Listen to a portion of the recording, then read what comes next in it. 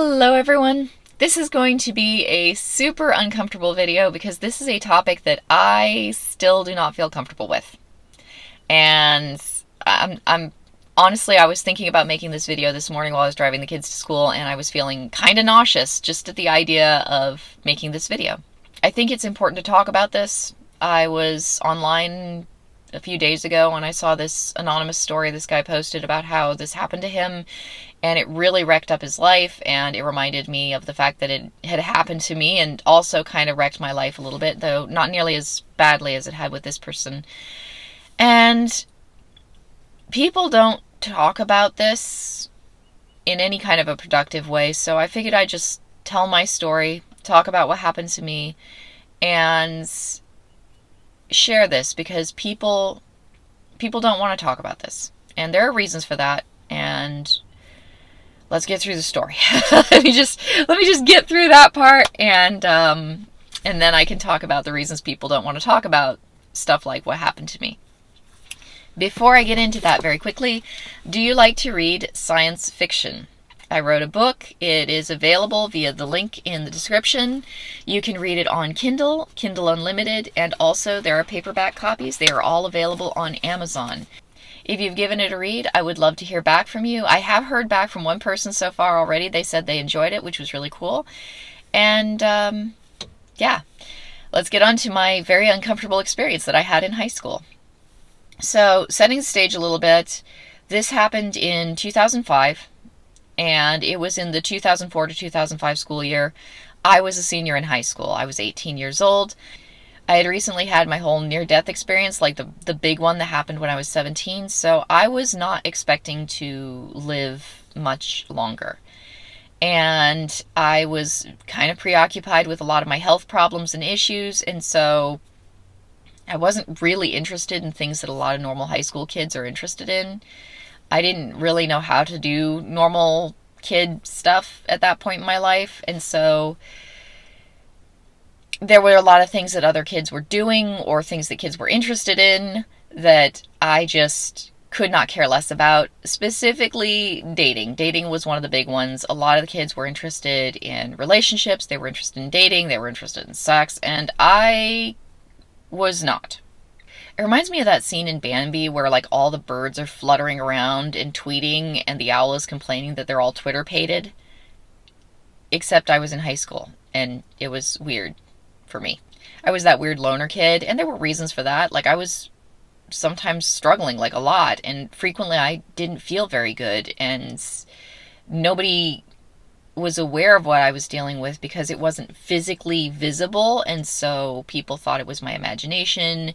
People told me it was my imagination, and I mean, I nearly died, so I must have a very active imagination, but I kept to myself a lot, and I was very private. And so I hung out with other kids, but there was this barrier between me and them, and I've worked really hard on breaking down that barrier throughout my life, but it's hard work. Anyway, I had a group of friends. They were the lesbian clique in my high school. And so, like, all the lesbians, all the bisexual girls, they loved to hang out in the library, and they liked to read smut. So I don't know if they were necessarily the lesbian clique so much as the we love to read smut clique, because there were some girls in there who were, I think, straight, but they really loved smut, and they would just kind of hang around in the library with us. So we were all kind of this loosely affiliated group of girls, and I hung out with them because my friend, I don't want to use her name, I don't have a fake name on hand. I need to get like a little roulette wheel with like a bunch of names that I can just spin the wheel and be like, okay, your name for today is Sarah. But yeah, my friend that I had known for quite some time, I hung out with her, and so I ended up hanging out with all their friends. Everyone thought I was asexual because I just wasn't interested in... I definitely wasn't interested in the smut they were all reading, but I wasn't interested in dating, boyfriends, any of that. It was a very odd sort of environment in the sense that it was a small town. There were a lot of super conservative churches. If you were young in the early 2000s or the late 90s, like, you might remember the like hyper conservative churches, the you're not supposed to kiss anyone before your wedding day because that's cheating on your future spouse, all that craziness. That was kind of the social environment that I was like cooking in when I was growing up. And my parents were not that conservative, but they basically made a rule, no dating until you turn 18. And I looked at that as, okay, cool. I've got enough stuff on my plate. If I don't have to worry about this whole dating thing, then that's one less thing that I have to be bothered with. And that's how I treated it. I didn't date anybody. I didn't flirt with anybody. I didn't plan on dating anyone. It was like, first of all, high school students are not necessarily the most attractive people in the world. They are developing, and who wants to be around someone who's developing? That was not my cup of tea. So even when I was in high school, I just looked at everybody as like, you guys are a hormonal mess and you're weird and I don't like you. So like the idea of dating anybody, it was just like, I'm not interested anyway, so this is fine for me. And that was probably not the best. I think that my parents really did me a disservice there, because when I got to be an adult and I finally looked at the world and said, okay, I'm ready to start dating, everybody else was like, oh, we do hookups. I don't want to have anything to do with you unless you're putting out. And that kind of killed my dream of like going on a date and watching a movie and maybe holding hands and like maybe kissing at some point. That seemed really cool. Like, you don't kiss on the first date, but eventually you kiss, and that seemed like really, like, all that stupid shit that I was told about dating was bullshit. Like, you get to do that in high school. You get to do that when you're young, but at the time that everybody around me was doing that, I was like, yeah, I don't want to date people because, like, I'll do that when I'm an adult, right? So stupid. So my parents, their whole philosophy on dating, I never take dating advice from my parents. Marital advice, yes. Dating advice, hell no. So I was like the unspoken asexual of our group. I wasn't necessarily asexual, but everybody around me thought I was. Believe it or not, this is all relevant. This does come into play later on in the story. So one day, this one girl, she shows up to our group. I've never met her, but she was familiar with my friend. And so, like, she came and she sat with us in the library, and she was a lesbian. And, she said hi, I said hi, that was it. I've talked about her in other videos, so if you remember her from other videos, yeah, it was the same girl. A little while later, there was a day that nobody showed up for school. I think there was some sort of school event, like a band event or something. Maybe it was an orchestra event. I can't remember. Anyway, all my friends were gone. Nobody was there. And I went to the library, and it was just me in the library, all alone. And then I noticed that this new girl was sitting in, like, one of the corner tables. So I came over and I sat next to her. We ended up talking for a little while, and I was not socially very graceful. I was really shy. I didn't know how to talk to people. I definitely didn't know how to make small talk at that point in my life. Luckily, she was really easy to talk to. She immediately, like, starts telling me about her life and about what she likes to do, what she doesn't like to do. Like, some people are talkers. They made life so easy for me when I was young. She's talking up a storm and tells me this story about how she had a girlfriend and her girlfriend raped her, and she was really traumatized by it and she was really upset about it. And I felt so bad for her, because I had always heard that rape was like the most traumatic, soul-destroying thing that can happen to a person. And here she was telling me about how she'd been raped, and I felt really protective of her and really bad for her. And, she seemed like a nice enough person. Like, that sounded like a really horrible thing. Anyway, as time passed, she and I got to be closer and closer, and we spent more and more and more time together. And these were the early days of the internet, so, like, my parents didn't have, like, there were no cell phones, and my parents had a computer, but it was dial-up, and that was the only real internet access that I had. So I have like an hour, maybe 2 hours of internet time a day, and I would run over to my computer and I'd turn it on and I'd message with this girl for my allotted period of time online. And, we do instant messenger. If you're older, you might remember that. And we would just talk back and forth online. And at some point, she knew I wrote, And so she asked me if I wanted to write something with her. And I was excited and terrified by that idea because, on the one hand, like, it sounded like a really cool concept, like writing together. I do this all the time by myself.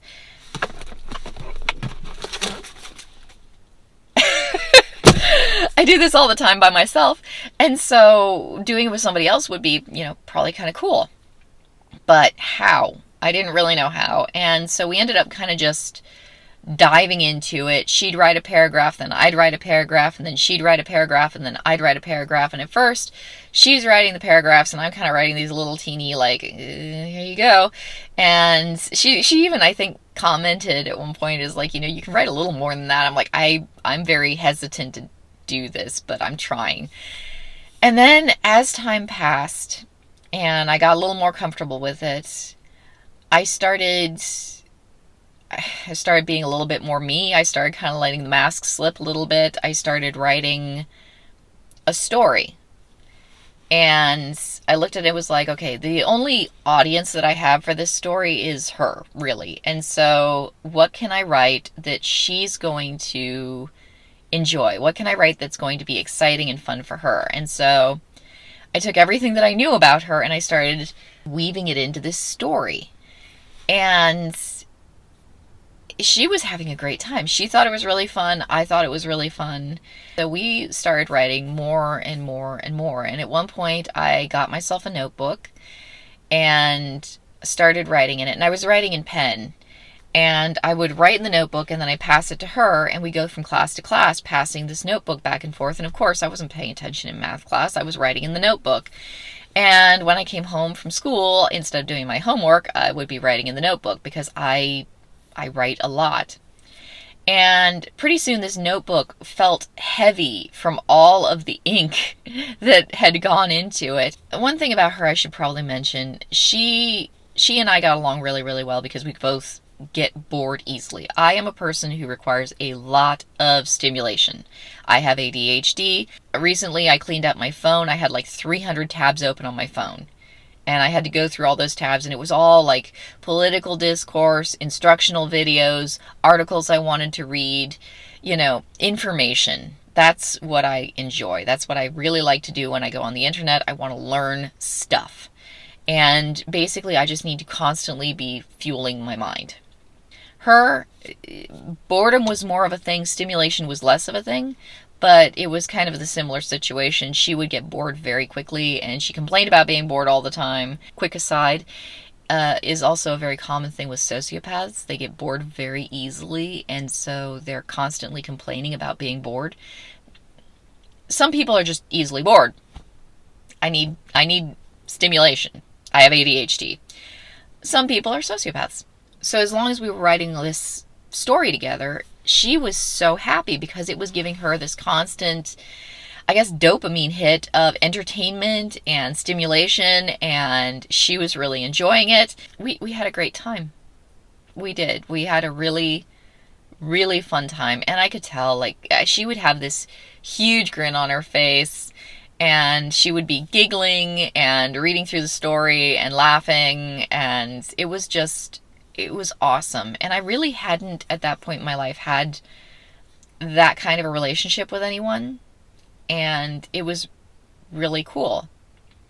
Like, to be hanging out with somebody regularly, to be doing stuff together that both of us actually enjoyed doing, instead of me constantly going to other people and doing stuff they enjoyed and pretending to enjoy myself, like I could actually do something I like to do. And that was really cool. And I was having a great time. I was having, like, just the best time. Anyway, every once in a while we talk about other stuff. Like, I go over to her house, I'd hang out, and we'd talk about stuff other than writing. And she was, along with being a person who was bored very easily, she was the kind of person who liked to hurt people when she got bored. She was the kind of person who liked to destroy things when she got bored. She really liked to feel powerful because she hurt someone else. I think that was a big part of it. And so she had a job. She, high school kid, late high school, she had a part-time job at like a pizza place, I think. And she would set things up to go wrong for her coworkers. Like, she'd put stuff where people would trip over it and fall. She would just do little things like that. She thought it was hilarious. She thought it was just the greatest fun. And she would do things that were really kind of nasty to people whenever she got bored.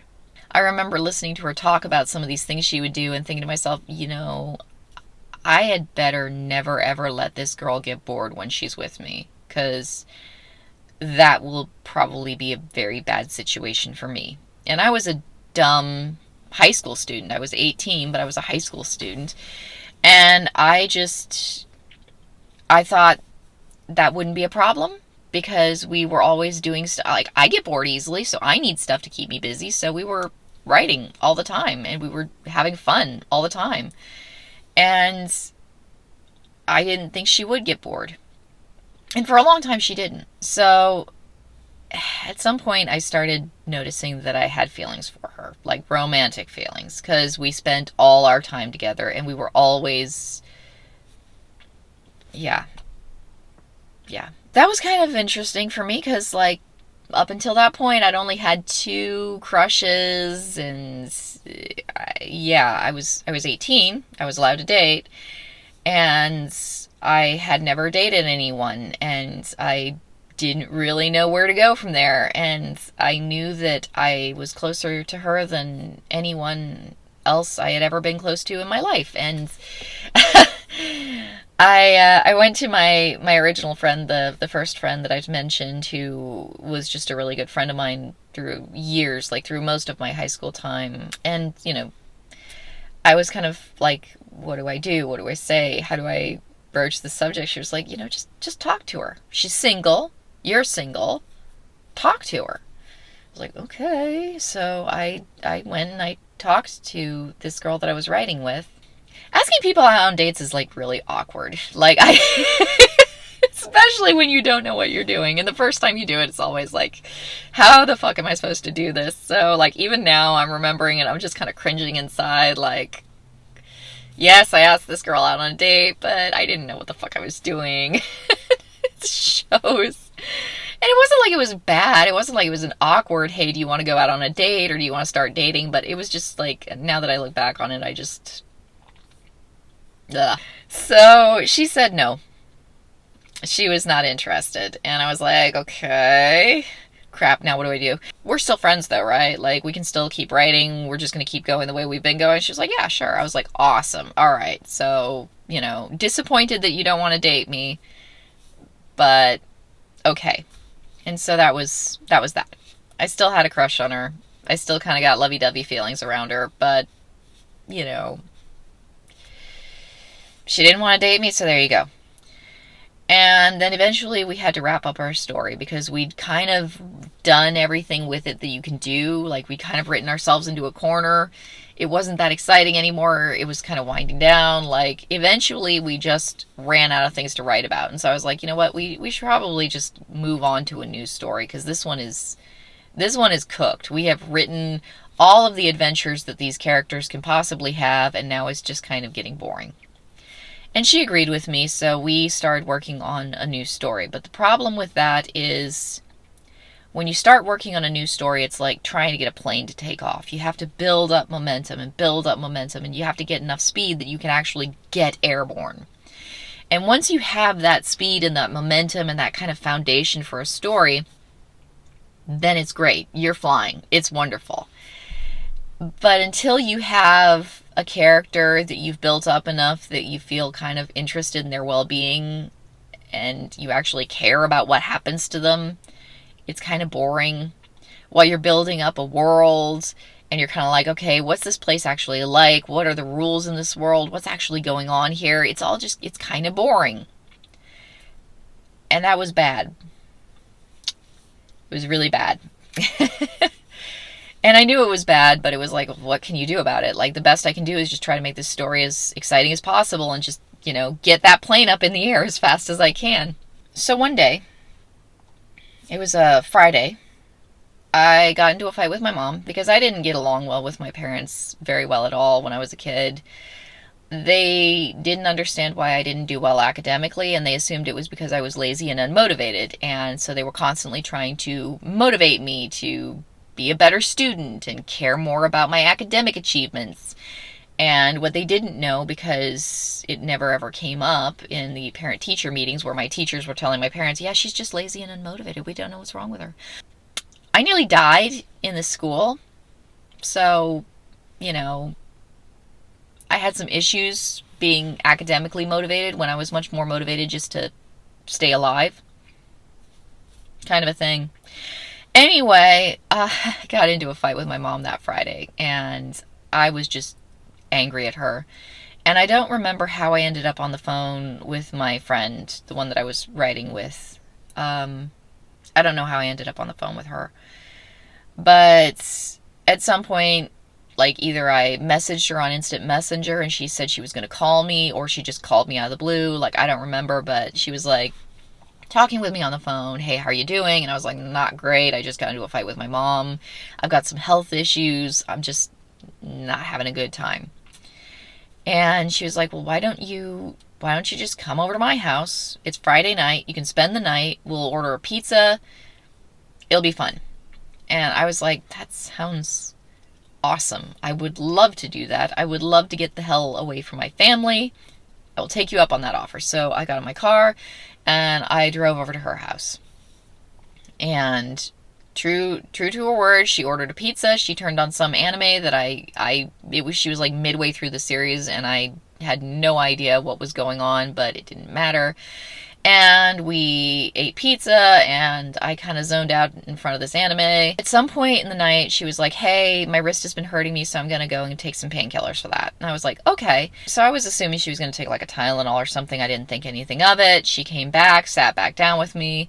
We ate some more pizza. We watched some more TV. I will admit, I did try to hold her hand, like, hey, you know, since we're here and we're together and we're hanging out and there's nobody else here, you know.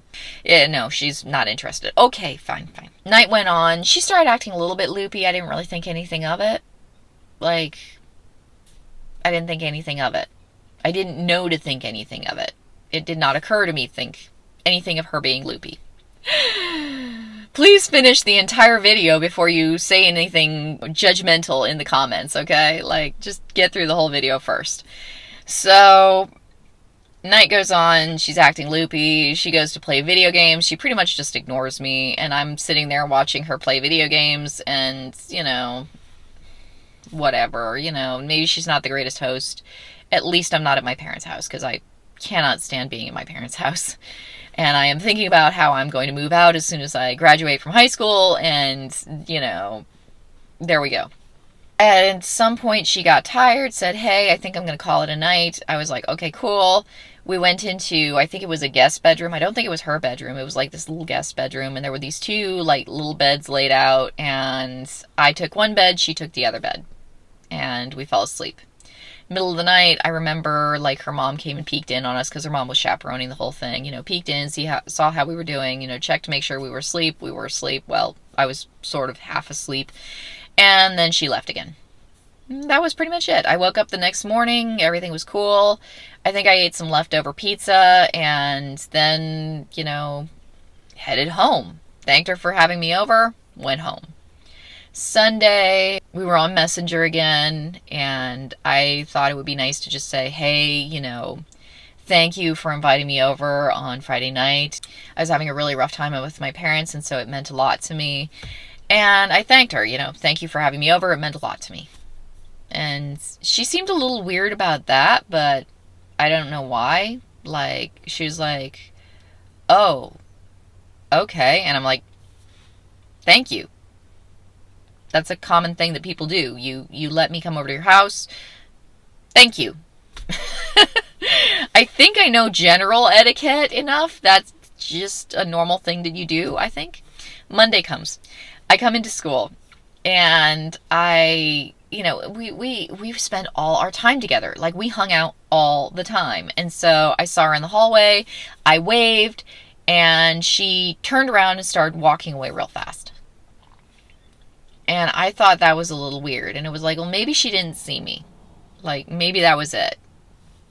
I can't think of any other reason. So she probably just didn't see me.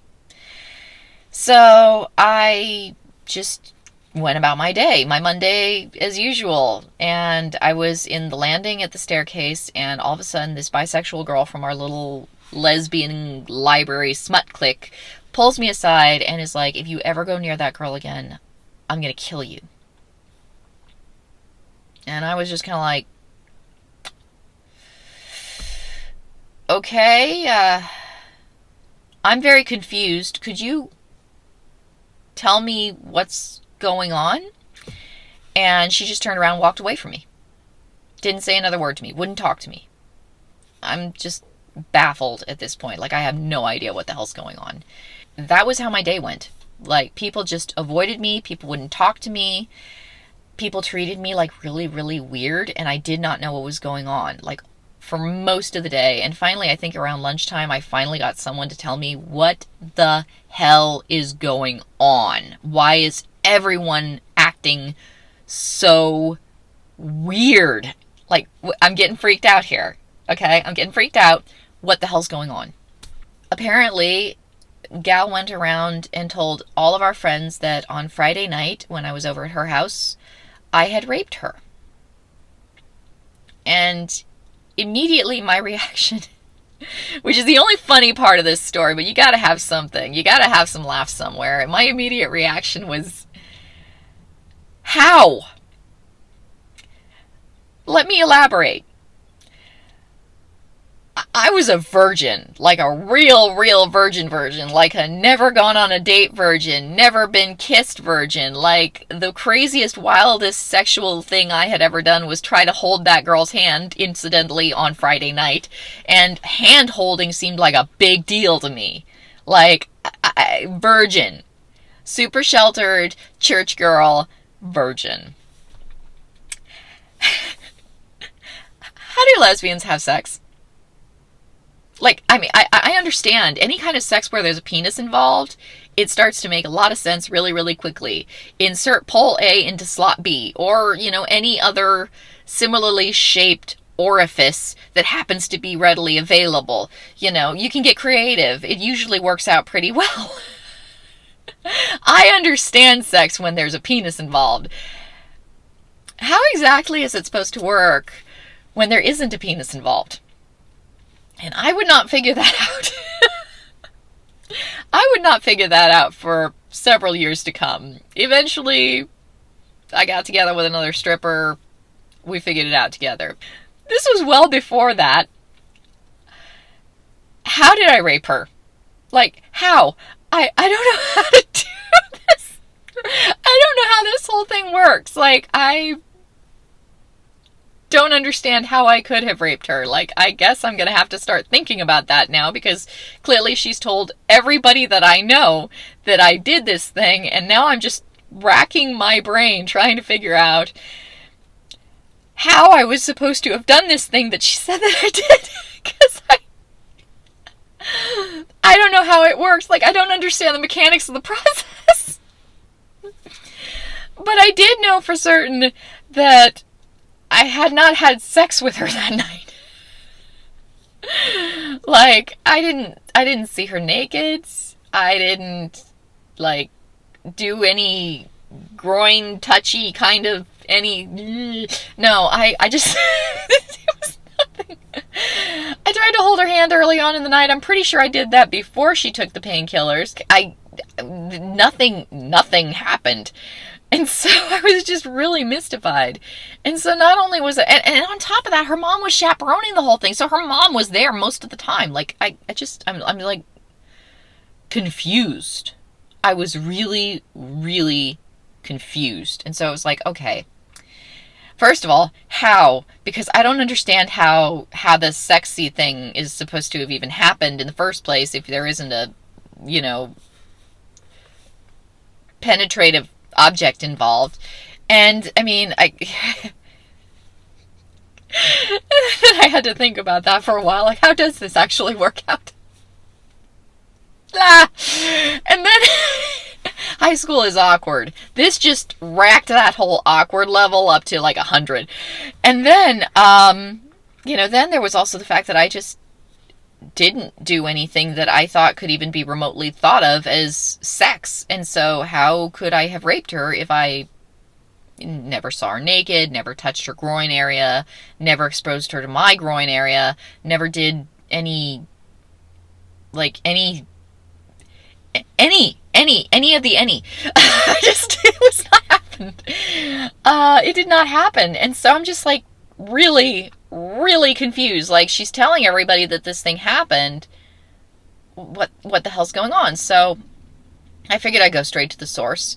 I should mention, this was 2005. I had not heard about false rape accusations. It just kind of blew my mind that anybody would make up something like that and then tell a story about it. Like, first of all, I'd always heard rape was a really, really horrible thing that's really, really upsetting and really, really messes people's lives up. So why would someone make up a story about that? Like, it never occurred to me. So I was sure this was some sort of a misunderstanding because I was a naive idiot. And so I figured I'd go straight to the source. So I knew her class schedule because we were always meeting up in between classes. You know, there's that 5-minute break where you're supposed to go from one class to the other. We'd always hang out. And so I went to where her class was, and the moment she stepped out the door, she saw me and she made a beeline down the hallway. And I followed her because this was fucked up. And so I followed her down the hallway, calling to her like, hey, you need to talk to me. There's some messed up stuff I'm hearing. You need to talk to me. What is going on? All the way down the hallway. She takes a turn, goes into the women's bathroom. So I follow her into the bathroom like a fucking idiot. Like a naive, stupid fucking idiot that I was. Follow her into the bathroom. She goes into one of the stalls, locks the door. So I hang out by the sinks because I'm not going to like chase her into the bathroom stall. And I'm like, what the hell is going on? Why are you saying this about me? What happened? Why are people giving me death threats in the hallway? What is going on? She wouldn't say a word to me. So that was fun. Eventually, I did manage to talk with her. I think it was on Messenger. I don't really remember what happened. Like, she avoided me like the plague, so I guess it must have been on Messenger. And she told me, how does this go? How did this whole story go? She had taken painkillers, and she says that she took enough painkillers that she blacked out the entire night. So prescription level painkillers, not just Advil or Tylenol. She says she blacked out the entire night. Okay. And I'm sitting there like, all right, I guess that explains why you were acting kind of loopy. I don't know how many painkillers, like, I don't take pain medication, like I didn't back then especially. So I was like, how many painkillers do you need to take in order to black out an entire night? It seems like if you're on pain medication that your doctor prescribed you for like an injured wrist, you wouldn't be taking enough that you black out. But I mean, like you would think that if you're taking the prescription as the prescription is prescribed, you're not going to be blacking out all the damn time. But who knows? I mean, maybe she's abusing her prescription medication. I don't know. Anyway, she says she blacked out the entire night. I'm like, okay. What makes you think I raped you? Because, like, what makes you think that would happen? Like, I was that virgin till marriage girl who really, really meant it until I realized that it wasn't going to work out because the guys that I wanted to marry were not interested in marrying a virgin. And so I went where the guys I wanted were going to be. That was my story. Short version. It wasn't a self-control thing. It was a strategic thing.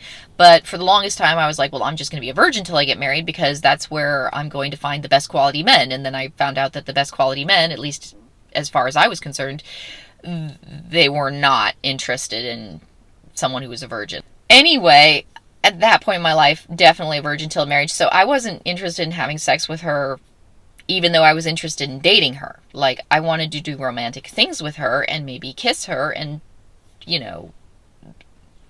I think kissing was the farthest I wanted to go. Like, it just didn't seem necessary to go further than that, Especially for someone like me who had, like, no sexual experience at all. It seemed like kissing seemed like a pretty heavy-duty thing. Hell, hand-holding seemed like a pretty heavy-duty thing. Like, dude, like, that was as far as I could convince my brain to go. And so the idea that I'd had sex with somebody, it's like, yeah, I don't plan on having sex for a really long time, so what makes you think that I had sex with you while you were blacked out? And she said, I just had a feeling when I woke up. Okay, you had a feeling when you woke up. She acted perfectly fine when she woke up that morning. Like, she didn't seem like she had any kind of a problem. The only thing that seemed kind of off or weird was when I thanked her on Sunday and said, hey, it really meant a lot to me. Thanks for inviting me over. That was when she acted weird. And maybe she took that as some sort of, like, hey, thanks for letting me fuck your unconscious body. I don't know. Like, I don't know what she was thinking. And so I was very, very confused still. It was like, okay, so you've told everyone in the school that I raped you based off of a feeling. You don't have any evidence that I raped you because there wouldn't be any evidence that I raped her. You don't have any signs or indications that I raped you. The only thing that you really have to go on is I had a weird feeling. And so you've told everyone in the school, and I am now getting death threats because you had a feeling. Make this make sense to me. It was really weird. Like, I kept on thinking, this isn't really happening. This is some sort of practical joke gone wrong. This is some sort of prank. Am I being pranked right now? This is a prank, isn't it?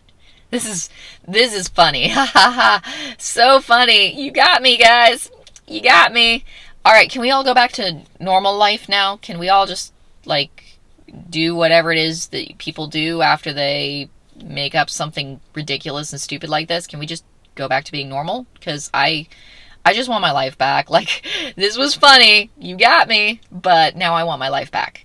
Yeah, no, that didn't happen. I spent the rest of the school year alone. They didn't want me sitting at their table anymore, so I wasn't allowed to sit with them. So they would all sit together, and she made a big fanfare. Like, she was a hypochondriac. Like, there were multiple times that she would take things, and I mean, she got a cough. She said it was whooping cough. She was super dramatic about it. She got an ingrown toenail. She said it was a staph infection. She wore mismatched shoes. Like, she wore a boot over her toe, like on her foot, because she said it was a staph infection and her toe was going to fall off or something. It was really weird. She was a hypochondriac, and she admitted to it. Like, at some point, like, back when we were still friends, before she told the whole world that I raped her for some reason, one day I just looked at her, I was like, I kind of think you're a hypochondriac. She was like, yeah, I am. It was like, dude, you got a problem. So anyway, she told everybody that I had raped her, and she was soaking in that sympathy. Like, she was putting on a real big performance for everyone. I need support. I'm just so traumatized. This was so horrible for me. And meanwhile, I'm sitting at the far end of the lunchroom by myself because nobody wants to be anywhere near, that girl who raped another girl. Just wondering what the fuck happened to my life. Like, all my friends, pretty much gone. I had a few people who would still sort of talk to me, but I was clearly, a bad person. And so I spent a long time in the doghouse. I remember the rest of the semester, pretty much, just on my own. There were a few, like, parties that I did get invited to and events that I kind of was sort of allowed to be in on the side, It was ridiculous. I went to prom alone. I would have asked her, but she probably would have said no anyway, so I guess it was all a moot point. Oh yeah, her girlfriend. Her girlfriend, the one who raped her. Remember how when I first met her, she was like, yeah, my girlfriend raped me. It was really traumatic and it was really bad. It was really hard for me. Her girlfriend who, quote unquote, raped her, started stalking me online, started going on my social media. Not that there was a hell of a lot of social media back then, but she would, go on my social media and, call me a horrible, awful, evil rapist and tell me about how I was an evil person and all this stuff. And I'm sitting there looking at her like, dude, she said you raped her too. And she's like, I know, and I'm really, really sorry about that. It was a horrible thing that I did, and it's unforgivable. And I'm sitting there like, Did you actually rape her, or did you guys do something and she convinced you that you raped her? Because these are 2 times that she says she's been raped now, and I know for a fact that one of these rapes did not happen. So I'm kind of skeptical of whether or not you actually raped her. Like, you're saying you raped her, but did you really rape her, or did she just say that you raped her? I'm really skeptical over her these days. I got my little heart broken. It was fun. You know, I was really sad. I was really lonely. I felt very betrayed. Obviously, you know, high school drama. She was a sociopath. She liked hurting people. She never felt remorse for anything she did. She loved garnering as much sympathy as she could. She liked destroying things. She was extremely destructive. She got restless very easily, and she was constantly complaining about being bored, and she liked to hurt people when she got bored. And of course she got bored with me, so, you know, I don't take it as a personal thing. Like, I don't feel like it was a personal attack on me. I just happened to be close by, and when she got bored, she would break things, as sociopaths tend to do. So, yeah. Female sociopaths are supposed to be less common than male sociopaths. I don't know for sure if she was a sociopath. I'm sure some sort of therapist could take a close look at her and diagnose her, but the thing is, like, she was close enough. She was freaking close enough. She had zero remorse for anything that she did, and she did nasty things to people, and she liked it. Sounds pretty sociopathic to me. I think it was about 5 years later, one day, she messaged me out of the blue. Hey, remember how we used to write together? Remember how it was so fun? Like, do you want to do that again? Like, we should do that again. And the thing that really sucks is I loved it. I absolutely loved it. I loved having somebody that I could write with, watching how delighted she was when I would write something funny into the story or something exciting. It was amazing. It was absolutely amazing, and I loved it. I loved the time that I spent with her. And I had built up this habit of just having her be part of my life, where I was spending all my time doing this thing that I absolutely loved doing with her. And I wanted it back. I really did. And I messaged her back. Hey, remember how you told everyone at the school that I raped you? And she was like, oh yeah, that was just some high school drama. I don't really remember what that was all about. And so I messaged her back. I don't ever want to hear from you again. Don't come near me. Don't come near my family. Stay out of my life. And I never heard from her again. I hate the way that whole situation made me think about myself, because I had to look at other people around me and know that they were thinking that I was the kind of person who would rape somebody. And that was real fucked up, because I am not. And, you know, it left a sour taste in my mouth for quite a few years. I did try to date other women, and I mean, I definitely slept with women, but there's a reason I married a man. Men are, for me at least, in my own personal experience, a little bit easier to understand. Maybe a lot easier to understand. I've met some really messed up men, but I don't know if I've ever met a human being, male or female, who was as destructive as this girl was.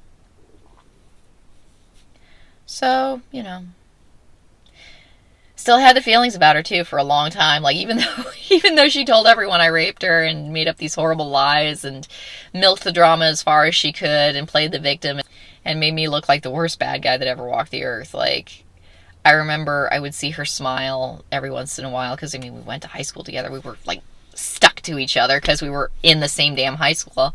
And I would see her smile every once in a while and laugh at something somebody else said and think, I really miss that. It sucked. High school dramas are really fucking ridiculous. And this was just a bunch of stupid-ass high school drama, really. It really broke my trust in people a lot. I will say that. That part lingered for a long time. Clearly, the kind of relationship that we had where we were writing all the time and telling stories and doing that, like, that was... I really miss that. I even miss that now. I wish I had built up some sort of relationship like that with somebody throughout the course of my life, and I just never did, and I don't know how I could at this point. Like, I write all the time. I write all the time. And the idea of having someone to co-author something with, and I mean, that's just... It doesn't have to be a sex thing. I don't have to date the person. I know that I would be thrilled to have that sort of thing happen again, and it never will.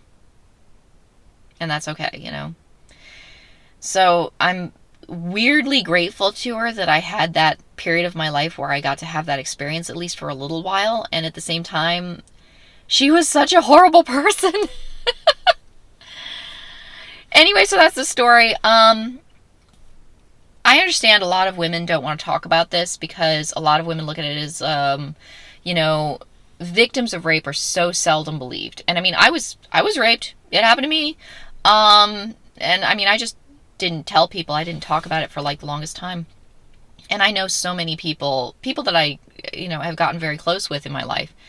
I know so many people who've been raped. Like, it's just ridiculous. And I mean, part of that is I was a stripper. So there was one night in the changing room, all the strippers were hanging around, just sharing stories. Like, we were literally sitting around in a circle, doing our makeup, doing our hair, and, whatever. And telling stories in the changing room, just around the circle about how we'd been raped.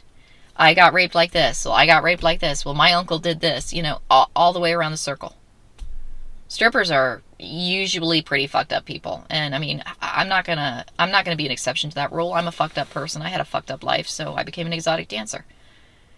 I'm sure there are sane strippers in the world, but there probably aren't that many of them. So many people who have been raped, they don't get believed when they go and tell their story and talk about what happened to them. People just don't believe them. And that's a bad thing. But a lot of people then say, well, we shouldn't talk about false accusations of rape because too many people who get raped aren't believed. And I think that's stupid. Because the people who make false accusations of rape are the ones who make the people who actually get raped seem less credible. It's wrong to make up stories about that, to make up lies about that. Like, any person with any degree of common sense can say, hey, making up a false claim of rape against another human being is a really horrible, nasty thing to do. How could you possibly do that? But, since it happened to me, I figured I'd tell you guys my story and just how much it messed up my life, because it messed up my life for a good while. It definitely broke a lot of my trust in women. I was definitely a lot warier around women, which I think, given how crazy strippers can be, and imagine dating strippers, I think that was a well-deserved wariness. This is not okay. It is not okay that anybody should have to go through this. It wasn't okay that I went through this. So, yeah. Anyway, that's the story. I don't think I have anything else to say on the matter. I hope you are all in good health. And I'll talk to you guys later.